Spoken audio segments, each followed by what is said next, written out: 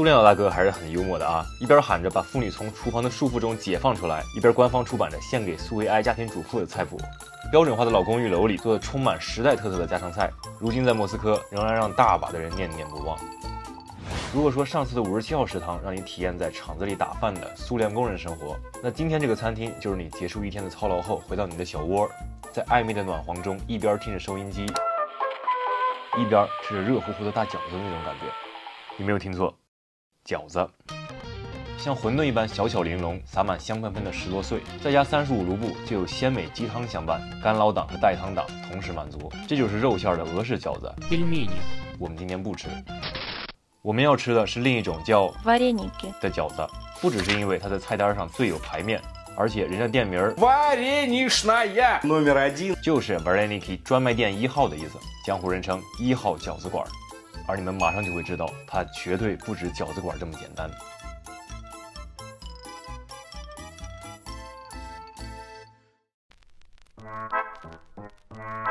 这一片片复古的装潢，一位位花裙子姑娘，一道道经典的苏联家常料理，一部部老电影循环播放。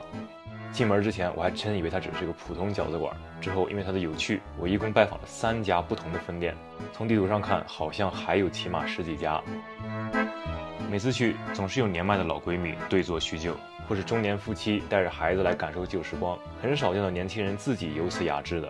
我替他们感到遗憾，因为他们错过了这张可以在等餐时打发时间的餐垫纸，错过了拿来夹小票的苏维埃饺子联盟护照，也错过了这个复古洗手间里漂亮的抽水马桶。它不同的分店有略微不一样的装修和陈列，不过都遵循着苏联老公寓的风格。经历过那个时代的人能找到他们自己家里曾有过的物件，甚至是缝纫机、自行车。在菜单上他们也能寻得童年熟悉的味道，比如著名的土豆蛋糕。不喜欢吃土豆的请放心，本品不含半点土豆，它最早只是蛋糕店的一种废物利用。你看生蛋糕口感不好了，打成渣不就吃不出来了吗？再搅和点牛奶、鸡蛋、黄油什么的，捏成团，裹上可可粉，挤点奶油，酷似那发芽的土豆。完了自己在家呢，即便是比较拮据的家庭，只要有吃剩的饼干，弄碎了和一点便宜的炼奶啥的，就可以做个简易版，也不需要任何烘焙。因此它几乎是每个苏联长大的孩子共同的记忆。1号饺子馆的土豆蛋糕尤其是别出心裁，不说还以为这是根雪糕，就跟苏联老电影里主人公在街头买的那种一样。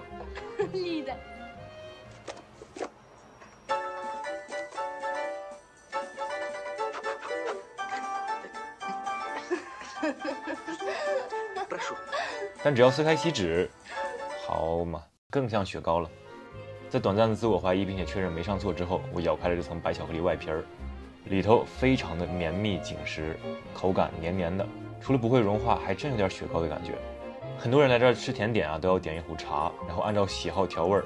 这位姐姐呢，就放了2块糖，半片柠檬，拿勺挤压融合。其他的酒水饮料更是看得人眼花。食物呢，从冷盘、汤、主菜到茶点也是一应俱全。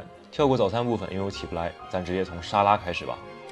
上面说到，在布尔什维克革命后，很多 fancy 的沙拉逐渐简化，适应了工业化进程的需要。沙拉汁儿要么是蛋黄酱，要么是葵花油，要么是酸奶油。食材主要是最唾手可得的那些东西，比如说红菜和土豆。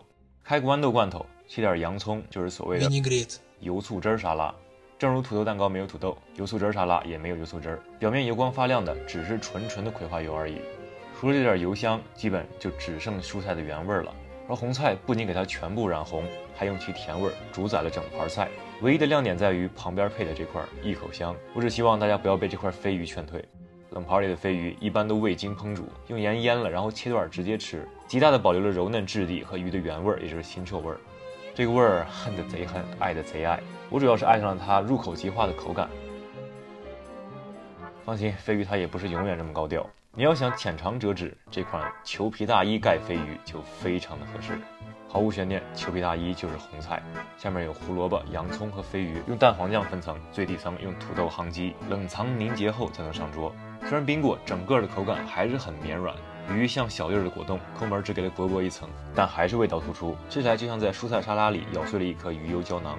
这道沙拉喜欢它的说它既浑然一体又层次分明，实乃味蕾炸弹。讨厌它的说它像个时光机，刚端上来就已经让人看到了等会儿吐出来的样子。以后还怎么劝我家娃吃蔬菜和鱼呢？多亏苏联的罐头制造较为发达，人们才得以在鲜鱼短缺的岁月，用便宜的三文鱼罐头发明了另一种风格有点类似，但外观和口味都要清新的多的沙拉，让尼加娃重新爱上鱼和蔬菜，那就是金合欢沙拉。厚厚一层胡萝卜给了它活泼的色调，顶层所谓的金合欢花其实是白煮蛋的碎屑，按理说应该是纯蛋黄会更香一点。1号饺子馆估计拿蛋白没啥用，就一块铺上去了。甭管怎么说，它都是裘皮大伊沙拉的理想替代品，做起来更容易，吃起来更清淡，那层蛋黄酱也更加突出，更加醇香。它的诞生相对较晚，因为在苏联初期，鱼罐头品种单一，相关工业也不怎么成熟。39年，被任命为渔业部长的热姆丘仁娜在摩尔曼斯克和远东地带大建灌装厂，缩短从捕捞到加工的距离，还把本要用来建设莫斯科地铁的硬通货拿去收购制冷设备，以全程保鲜。他在捕捞、加工、运输等等环节进行了一番大刀阔斧的改革。几年的功夫，苏联的鱼罐头不但登上了各地的商店货架，而且花样超级丰富。他没料到的是，人民对装在罐头里的鱼并没有多大兴趣。这种恼人情况一直持续到有一天，热姆丘仁娜的老公，也就是外交部长莫洛托夫，向广大人民故意而不小心地透露了一个消息，说有一群坏蛋，他们把我们的珍珠藏在鱼罐头里往西方走私。说罢，莫洛托夫当场打开了一个鱼罐头，啪，一条珍珠项链。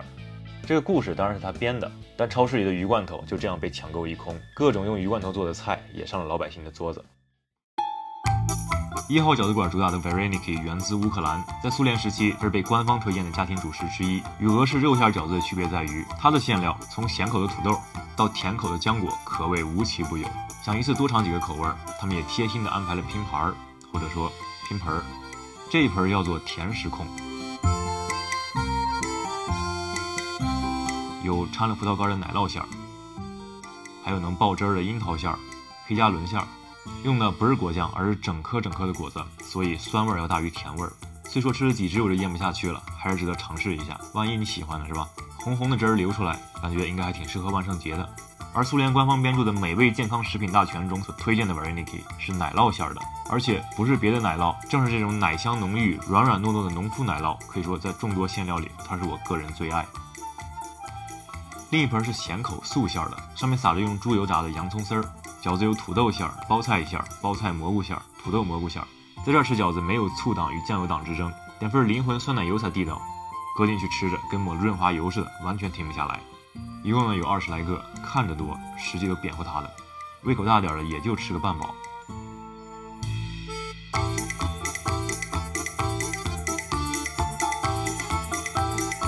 而正如3地区不能失去地法，俄餐也绝不能没有酸奶油，不但增添独特风味，还会让靓汤更加浓稠顺滑，让煎食、炸食、甜品、咸菜通通不齁不腻。它也自然呢是红菜汤的标配。酸奶油呢？没给，能不能单要一个？Sour cream，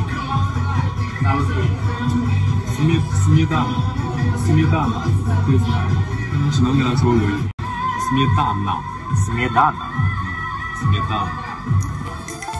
红菜汤有 N 多种做法，乌克兰的、俄国的、其他国家的、热的、冷的，有红菜没红菜的。相对传统的做法都是以肉汤为基底，红菜、包菜、土豆是标配。1号饺子馆的红菜汤搭配的是乌克兰蒜汁餐包，汤里有点缀的貌似不太走心的石螺，有芸豆，有超嫩的牛肉。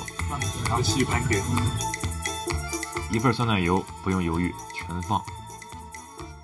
然后搅和，就像往红颜料里掺了些奶白色，它瞬间就从凌厉的血色变成了温柔的粉红，喝起来酸酸甜甜，又带有奶香，柔滑顺口。配着温热的餐包，在秋冬时节的莫斯科，没什么比这更治愈了。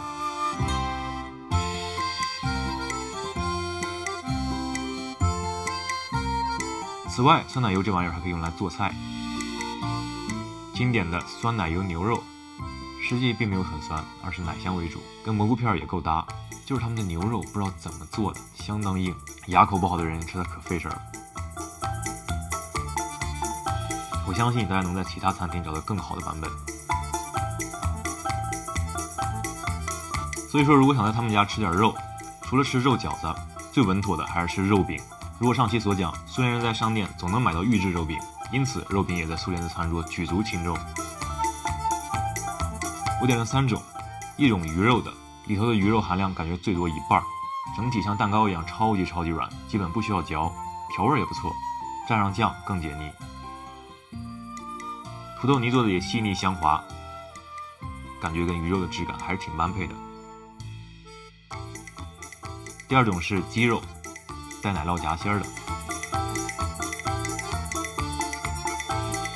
第一口忘了开机，第二口，嘿，但是奶酪还怪香。2大块肉饼加上土豆泥也蛮顶饱。还有一种就是全球闻名的基辅鸡卷，谢谢，土豆泥已经吃腻了。肉饼像块石头一样又大又瓷实，可能看起来还有点古怪，真正的美妙之处其实藏在里头。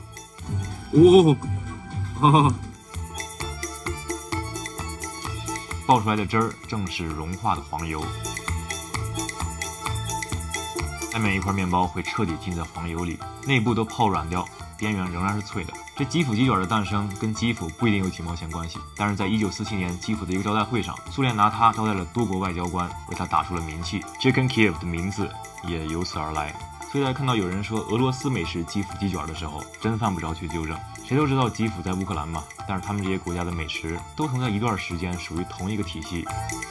相当于苏联的，不管现在是哪国人，他们也都曾用着国家出版的同一本菜谱，做着本属于不同民族，后来都统称为苏联美食的家常菜。特别是今天这些食物，有好几样都是孕育于那个年代，他们更无关地域，而是不同民族的几代人共同的美食记忆，这是他们最吸引我的地方，也是我做苏联特辑的原因。下期视频我们继续在2023的莫斯科寻找苏联味道。